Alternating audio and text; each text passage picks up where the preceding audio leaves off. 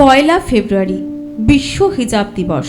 2013 সাল থেকে দিবসটি উদযাপিত হয়ে আসছে।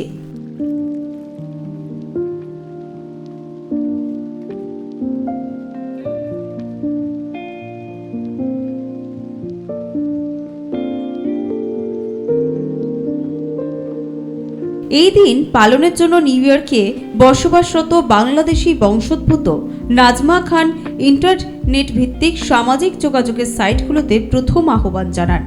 মুসলিম অমুসলিম নির্বিশেষে সকল নারীদের প্রতি নাজমার আহ্বানে সাড়া দিয়ে 2013 সালের পয়লা ফেব্রুয়ারি বিশ্বের প্রায় 50টি দেশের বিভিন্ন ধর্মের নারীরা দিবসটি পালনে এগিয়ে আসেন।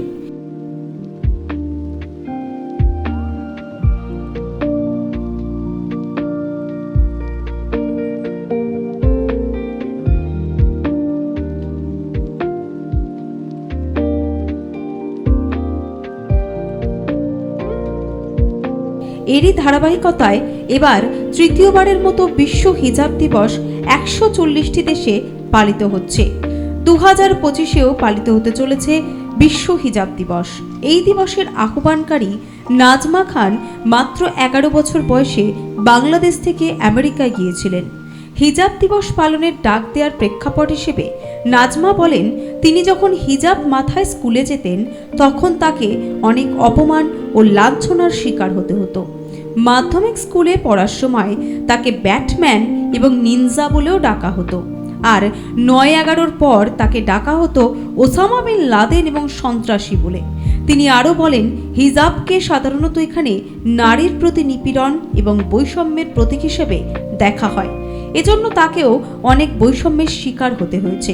আর এই বৈষম্যের অবসান ঘটানোর উদ্দেশ্য নিয়েই তিনি তার অমুসলিম বোনদেরকেও হিজাব পরার অভিজ্ঞতা শেয়ার করে বাস্তবেই এটা কি কোনো নিপীড়ন নাকি পরখ করার তা আহ্বান জানিয়ে হিজাব দিবসের ডাক দেন। নাজমা মনে করেন, হিজাব পরিধান করার জন্য যে মুসলিম হতেই হবে এমন কোনো কথা নেই।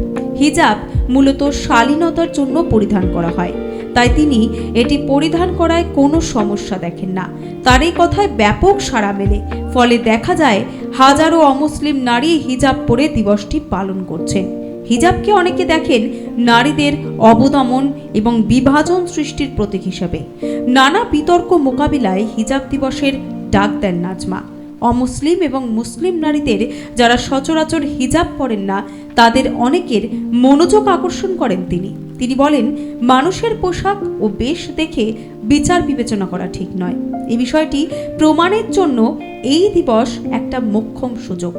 অমুসলিম নারীরা যদি মাত্র একদিনের জন্য হলেও হিজাব পরেন তাহলে মুসলিম নারীদের এই বিষয়টি তারা বুঝতে পারবেন।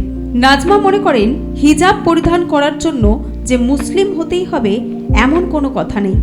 অমুসলিম নারীরাও পারেন হিজাব পরিধান করতে। ইসলাম ধর্মে হিজাব খুবই গুরুত্বপূর্ণ। মুসলমানরা মনে করেন হিজাব হচ্ছে মর্যাদার প্রতীক। এরপরও আমেরিকায় হিজাব পরাকে একটা চ্যালেঞ্জের ব্যাপার হিসেবে নেওয়া হয়। এখানে হিজাব পরে কর্মস্থলে যাওয়া যায় না। হিজাব পরলে চাকরি হারানোর আশঙ্কা পর্যন্ত থাকে। এমনকি অনেক শিক্ষা প্রতিষ্ঠানে হিজাব পরে যাওয়ার বিধান পর্যন্ত নেই। এই ধরনের পরিস্থিতি উত্তরণে জনসচেতনতা সৃষ্টিতে বিশ্ব হিজাব দিবস ভূমিকা পালন করতে এই হিজাব দিবসের প্রচলন করা হয়। Bureau report, Nobel Bangla.